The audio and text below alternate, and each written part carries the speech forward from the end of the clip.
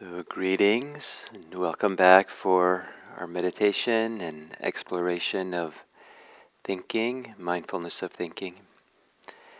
And a analogy, it's possible to walk in shoes that aren't really fit for our feet. It's possible to walk with shoes that are not quite fit for us, but we don't really realize it for quite a while, that they're a little bit tweaking some muscle, tendon, nerve, or something in our foot, and slowly over time it's causing an injury. And if the shoe might be doing its job in the sense of helping us walk someplace and walk about, so the shoe in a sense is maybe the injury is being masked by the function of the shoes, which is very successful. And but if we bring our attention to the feet carefully and start feeling that there's an ache, there's a numbness, there's a strain, there's a pain, so wait, something's not quite right here. And then it might occur to us to change shoes or take the shoes off. So the same thing with thinking. There can happen that our thinking doesn't quite have a good fit for us. Maybe thinking it's doing its function. It is helping us solve problems, it's helping us plan better the future, it's helping us be entertained, it's helping us review all our resentments quite successfully. All these things that the thinking will do. But what we do in mindfulness meditation is we learn to also pay careful attention not so much to the content of thought, but to the fit of the thinking, or the other aspects of thinking, which is nothing to do with the content. And in doing so, we start becoming aware of the impact of thinking has, or that the way that we're thinking is not a good fit. The way that we're thinking, there's constricted or tight or discouraging or draining or kind of inappropriately agitating, all kinds of things. That the way that we think, and there's a lot of things to become aware of once we put aside the content of our thoughts and bring a quiet, careful, caring attention to the quality of thinking, or what the activity of thinking is like within us. So that's going to be a little bit at the beginning of this meditation, a focus. And I'll do so as a little bit of an exercise. It is not so much that you have to do this as a regular mindfulness practice, but as an exercise to familiar yourselves with the terrain of thinking, and maybe it'll help you become a little bit freer of thinking. And in fact, by becoming more aware of the characteristics, the quality, the fit of thinking, we'd be much more capable of discovering how to be free, where liberation can be found in relationship to thinking. So taking a meditation posture and gently closing your eyes.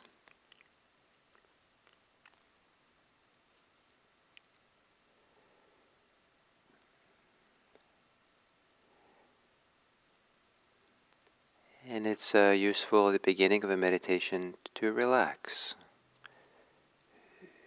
to settle in, to begin turning the attention to here and now instead of there and then.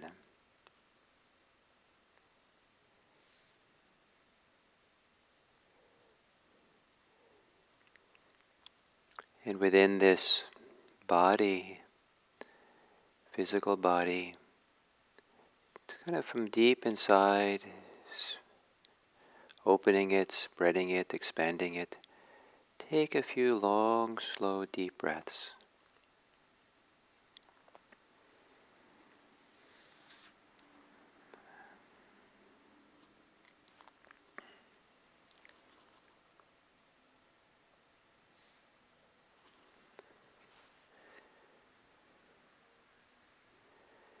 And then also, as you exhale, take a few extended exhales, letting the exhales be a kind of relaxation, a settling in, and if possible, a kind of the emotional equivalent or aspect of, as you would say, here we are, this is good.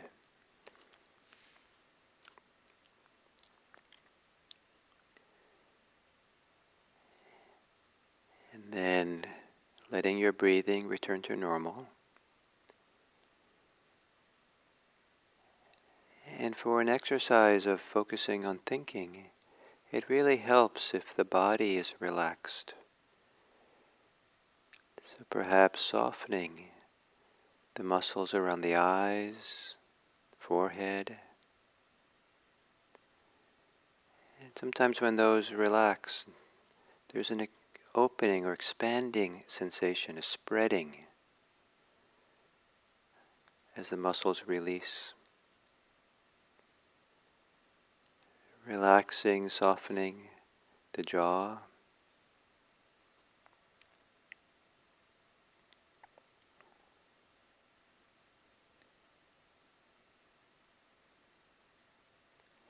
Releasing the shoulders that can be carrying the weight of the world. And for these minutes here, no weight needs to be carried. Just to sit here, relaxed.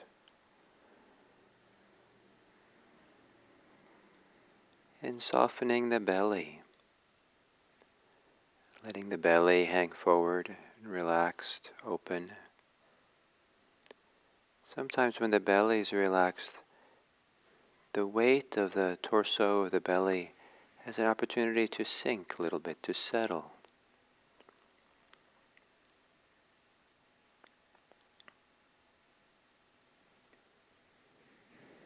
And there might also be a regular, maybe even chronic, tension in the thighs. Maybe a little bit you can soften, relax the thighs. Release the holding.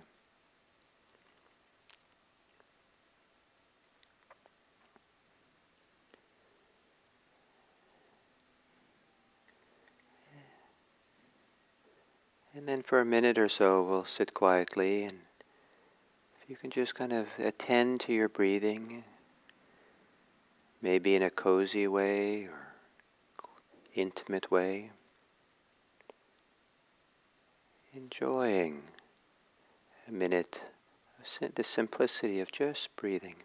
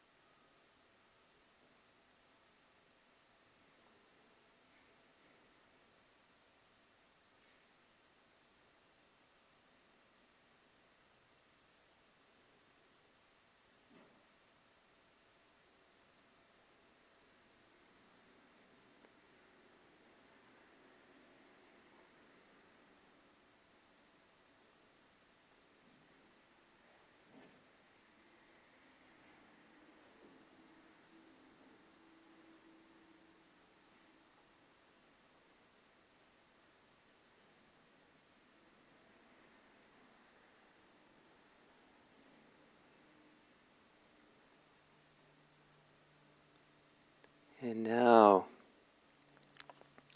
turn your attention to your thinking. And first, notice when you think, do you think mostly in words, like an inner voice that speaks, or inner text that floats by? Or do you think mostly in images? Or is it a combination of the two?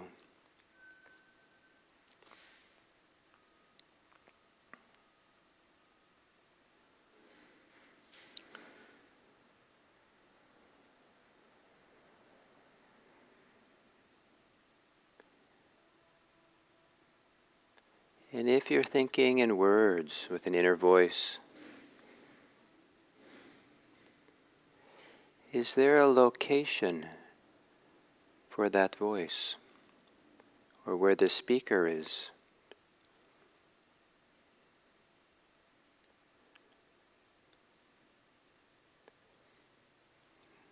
Doesn't have to be, but maybe there's a very general sense that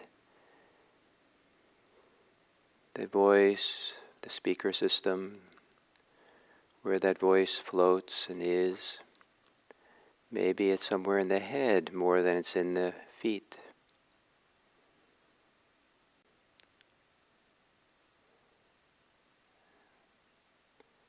Maybe it's somewhere behind the eyes, or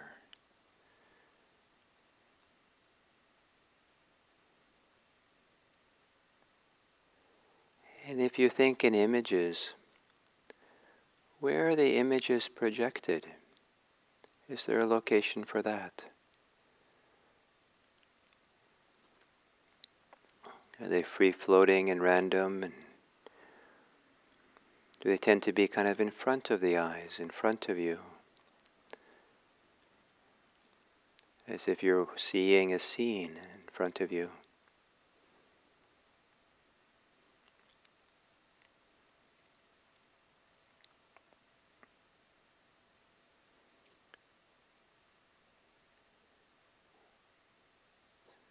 So then as you think, become aware of the general location of the thinking.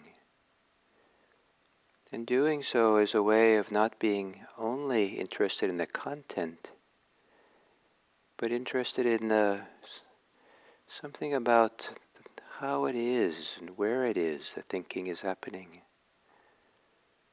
It's not all of who you are. Thinking is just a part of you. Maybe that little part where the location is.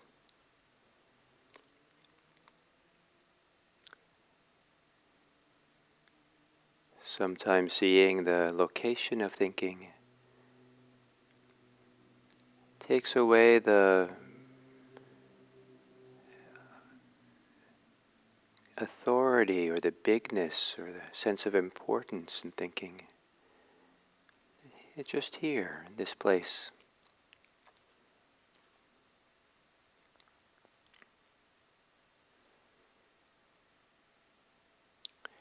And in that location where thinking occurs, is there any tension or pressure? Is there any tightness or constriction? Is there any insistence and enthusiasm? Resistance?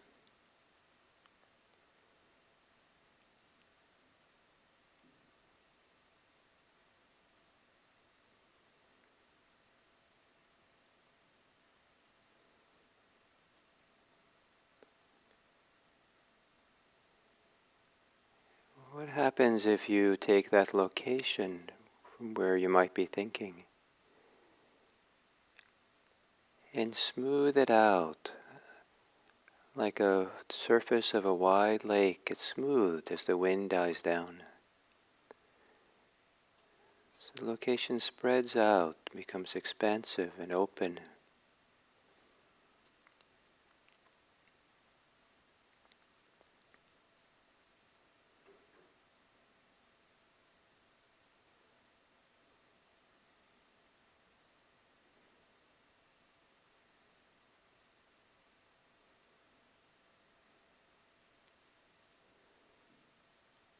And as you listen to the voice that thinks, or the images that are being displayed, what's the mood of that thinking?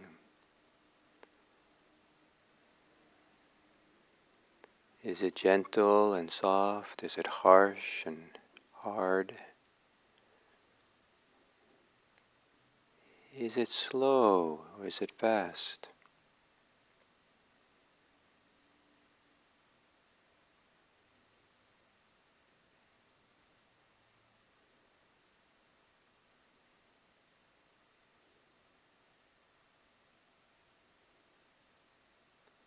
Is it kind or is it angry?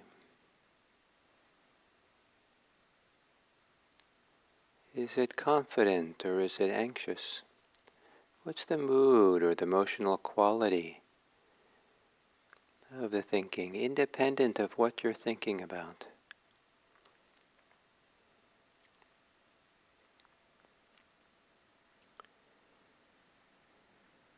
And if you do notice something about a mood or emotional quality, make a lot of room for that mood to be there.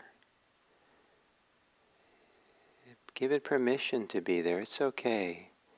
Almost as if you open up all the doors and windows or walls of the mind and make it really lots of space. It's okay to give breathing room to how you feel.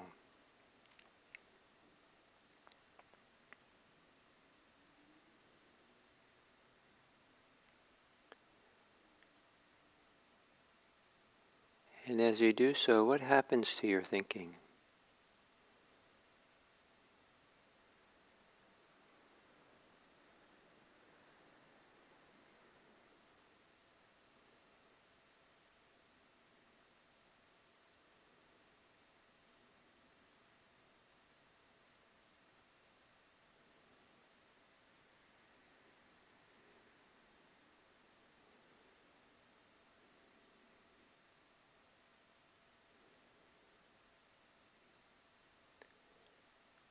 And then now returning to your breathing.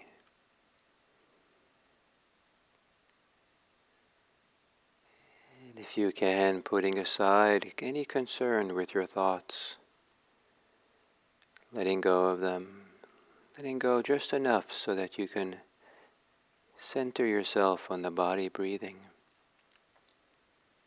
Maybe having acknowledged what they are, the thinking, it's easier to put them aside.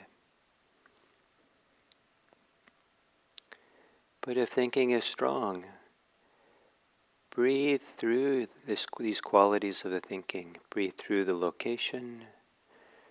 Breathe through the qualities of sensations, and mood, and tension. Not to make it a problem, but just so you can stay with your breathing and acknowledge the thinking.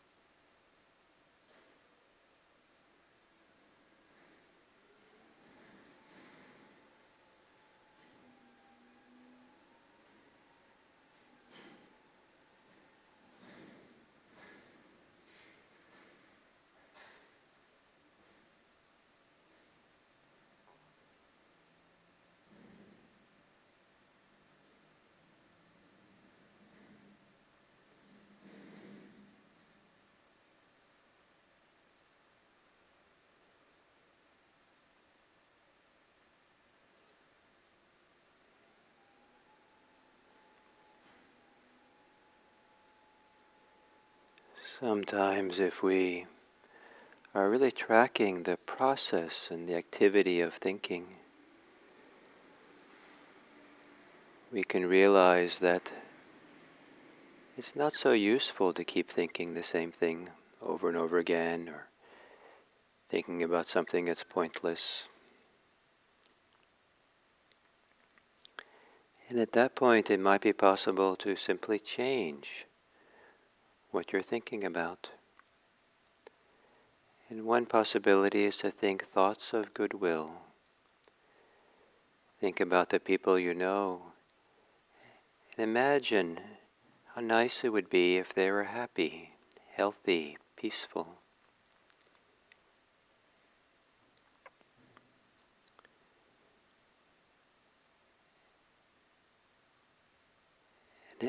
And to have simple and maybe reasonable wishes.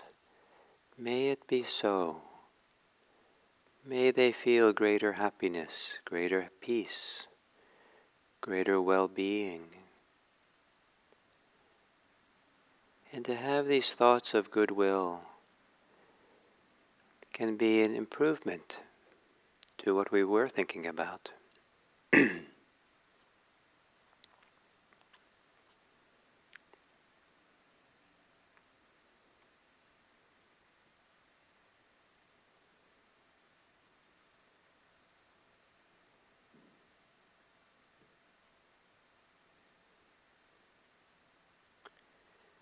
And especially the end of a meditation session, to do this regularly, to consider how nice it would be, how wonderful it would be if more people in the world could experience happiness and well-being, peace and health and freedom. And it really does count, it really does make a difference. If we intend, if we wish and intend and have a sense of purpose around doing what we can, however small, to make that possible, to improve the life of others, to better this world that we live in.